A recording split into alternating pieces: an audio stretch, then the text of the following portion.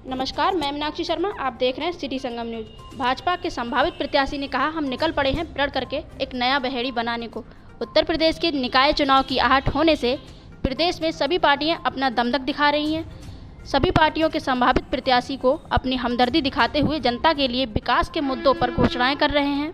इसी क्रम में बरेली की नगर पालिका बहेड़ी से एक अश्वनी गुप्ता उर्फ राहुल गुप्ता का नाम बड़े दमदम के साथ भारतीय जनता पार्टी से संभावित प्रत्याशी के रूप में सामने आया है। बरेली से मंजूर अली की रिपोर्ट। गुप्ता जी, आपको कितना समय हो गया राजनीति करते हुए?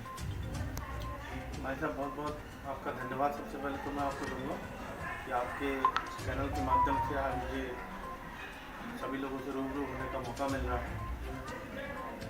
2013 से मैंने सक्रिय राजनीति में शुरुआत की। भारतीय जनता पार्टी में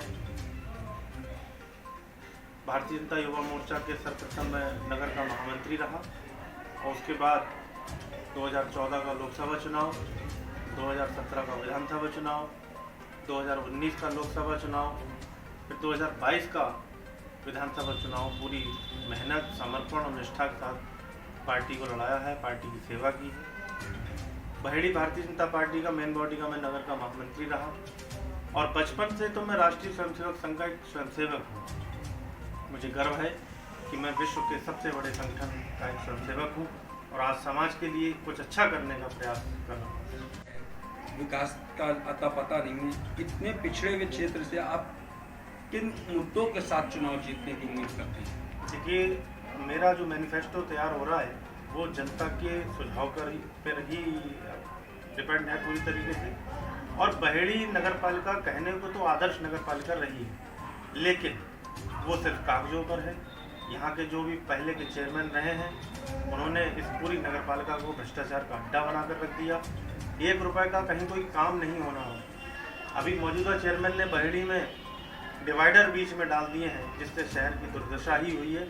उससे कोई सौंदर्यीकरण बहेड़ी का नहीं हो पाया।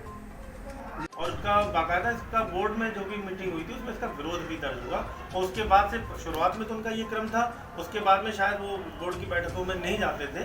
अब फोटो वगैरह अगर उनका लगा है इस समय, मैं कभी नगर पालिका के ऑफिस में गया नहीं, तो मुझे नहीं लगता कि अगर उन्होंने फोटो लगाया तो वो शायद अब हिंदुस्तान के जो हमारे भारत का संविधान है, जो हमारे संवैधानिक पद हैं, वो अपने आप को ऊंचा मान रहे हैं, तो ये उनकी सोच हो सकती है।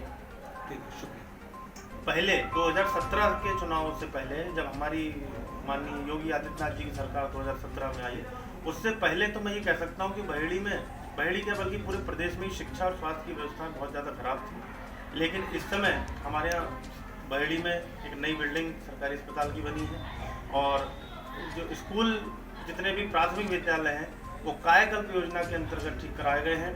और मैं समझता हूँ कि अब शिक्षा और स्वास्थ्य जो है वो बहुत अच्छा काम कर रहा है। और अभी हमने देखा कि कोरोना काल में किस तरीके से हमारे मुख्यमंत्री जी ने अपने अथक परिश्रम और प्रयासों से इतने बड़े राज्य को इतने बड़े कहर से बचा कर रखा और बहुत ज़्यादा नुकसान नहीं होने दिया।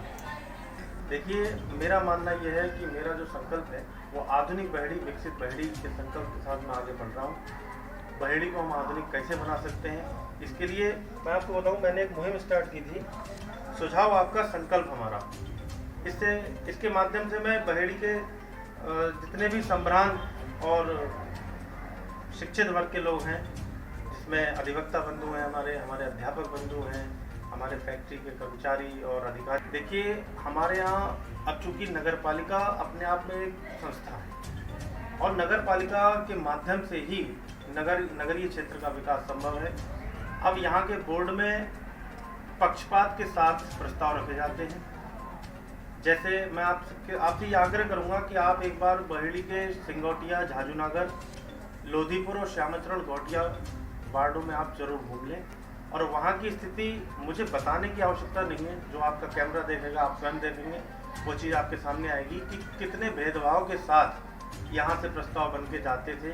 उनकी तरफ आज तक मैं समझता हूँ कि जब से बहेड़ी नगर पालिका घोषित हुई है तब से अब तक तो वहाँ कोई काम ही नहीं हुआ है। वो वहाँ के जो भी बाशिंदे हैं, जहाँ वहाँ के जो निवासी हैं, वो आज भी यही बात कहते हैं कि साहब हम गाँव जा रहे हैं, गाँव में हमें देर हो जाएगी, हमें जल्दी सामान दे दो या हमें लेट हो जाएगा। और उसी मैनिफेस्टो के आधार पर ही चुनाव लड़ूंगा।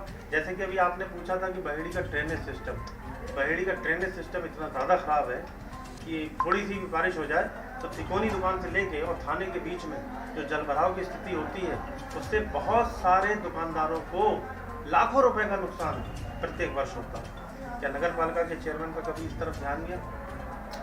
एक चीज़ और जानना थी, जैसे आज मौजूदा जो नगर चेयरमैन हैं आपके, उनका एक हॉस्पिटल भी है और जो नगर निगम की जो नगर पालिका की गाड़ियाँ होती हैं कूड़ा वगैरह उठाने की, वो उनके अस्पताल में पाई जाती हैं। क्या ये नियम में सही है कि प्राइवेट संस्थान पर इसकी शिकायत कई बार हो चुकी है, तो कार्रवाई भी हुई और वो जो उन्होंने अस्पताल खोला है, मैं समझता हूँ कि वो अस्पताल सेवा के लिए कम और उनकी सेवा के लिए ज़्यादा है। कोरोना काल में हमारे एक पत्रकार बंधु का देहांत हुआ था, उस मुद्दे पर भी उन्होंने वहाँ पर कोई भी दया और करुणा का भाव नहीं दिखाया था और उनको उनके देहांत के बाद भी उनके परिवार वालों को उन्होंने परेशान किया था और वो बदस्तूर जारी है। और नगर पालिका की अधिकतर संसाधन वहाँ पे वो इस्तेमाल करवाते हैं, कर्मचारियों को, वहाँ के अधिकारियों को वो दबाव में लेने का काम करते हैं। और पीछे इधर मुंडिया की तरफ भी शायद उन्होंने, मैंने सुना है कि कहीं कुछ कॉलोनी काटी है, तो वहाँ पे भी खंबे और जितने भी संसाधन हैं वो अनैतिक रूप से वहाँ पर इस्तेमाल कर रहे हैं। अच्छा, एक चीज़ और देखी जाती है, जो चेयरमैन का अपना ऑफिस है उसमें एक प्राइवेट लड़का उनकी स्थान पर काम करता है और वहीं पे चेयरमैन के पति नसीम अहमद का फोटो भी लगा हुआ है, जबकि सरकारी का क्या कहना है? देखिए, चेयरपर्सन महोदया तो बहेड़ी में कभी मिलती ही नहीं। मैं तो समझता हूँ कि बहेड़ी के आप किसी भी वर्ग में, किसी भी मोहल्ले के लोगों से पूछ लीजिए, किसी भी धर्म के, किसी भी जाति के लोगों से पूछ लीजिए, क्या कभी उन्होंने अपनी चेयरपर्सन से जाकर मुलाकात की है? तो मेरे ख्याल से 99% लोगों का यही कहना होगा कि चेयरपर्सन तो हमें कभी दिखाई दी ही नहीं। अब उनके पति आते हैं, उनके घर वाले आते हैं, वो पूरी तरीके से गैरकानूनी है और इस पर कार्रवाई भी होनी चाहिए थी। और कई बार उनको बोर्ड में उन्होंने घुसने का प्रयास किया, बोर्ड से वो बाहर भी हुए, जिसमें प्रशासन ने पूरी तरीके से इस पर, भारतीय जनता पार्टी का संगठन इस पर क्या कार्रवाई कर रहा है? इस संगठन इस पर कोई काम नहीं करता। संगठन होता है, सरकार का काम अपना होता है और संगठन का काम अपना होता है। जब एक अवैध तरीके से वो अपने पति देव का वहाँ पे फोटो लगाई हुई है सरकारी संपत्ति पर,